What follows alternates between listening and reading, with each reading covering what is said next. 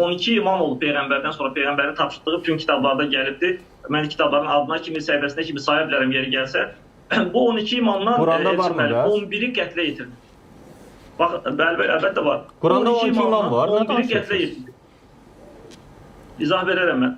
İzah verərəm, varsa deyin ki, filan var, filan ayədədir və salam. İmamlar Quranın bitməsindən sonra gəlibdilər, ortaya çıxıbdılar. Bilmədən necə danışırsınız? Deyirlər. Quran-ı Kərimdə orucu pozan şeylər də yoxdur. Orucu pozan şeylər var. Quran-ı Kərimdə Bəqərə surəsinin 183-cü, 187-ci ayələrində var. Bilmədən, ona görə deyirəm ki, mən necə debata çıxım ki, Quranda olan ayələrdə xəbəri yoxdur qardaşımız.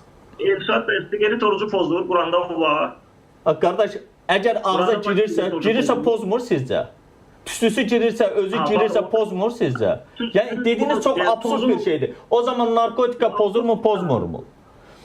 Maşın tozu... Absurd danışırsınız. Valla Quran-ı Kərimdə dedim 12 imam var mı deyirsiniz var. Deyirəm bircə dənə ayədə zəhmət olmasa göstərin. Xahiş edirəm.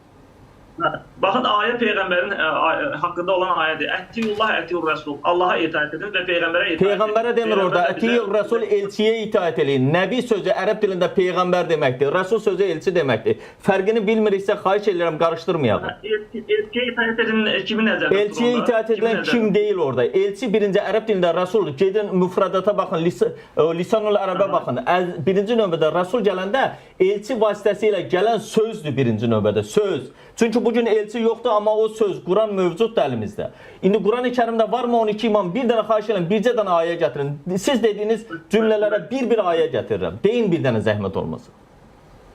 Mən dedim, Quranda olmayan məsələlər var ki, Quran-ı Kərim ona işarə edibdir. Biri budur ki, Peyğəmbərin sözünə tabi olun. Peyğəmbər də Quran-ı Kərimdən başqa dediyi hədislər Quran qədər etibarlıdır. Əgər siz bunu qəbul eləmirsinizsə, onda Quranın izahlarını qəbul eləmiş olursunuz. Qardaş, Quran qədər etibarlı olduğunu dediyiniz hədis, məsələn, Buxaridir və Buxarinin özü Peyğəmbərdən minimum 200 il sonra yaşayıb və Buxariyə istinad edilən kitabın özü də Buxarinin ölümündən 470 il sonra Əl-Cunini tərəfindən qələmə alınıb.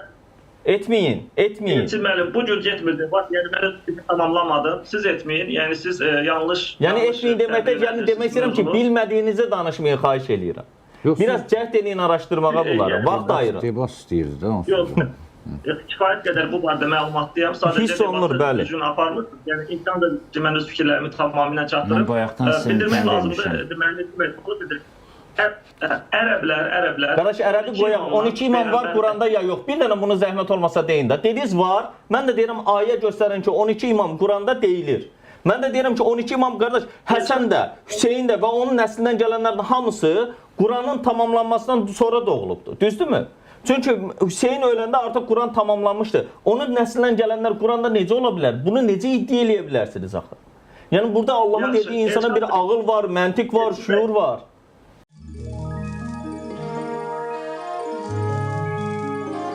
Bu cür videoların davamı üçün Elşad Mirinin kanalına abunə olmağı unutmayın.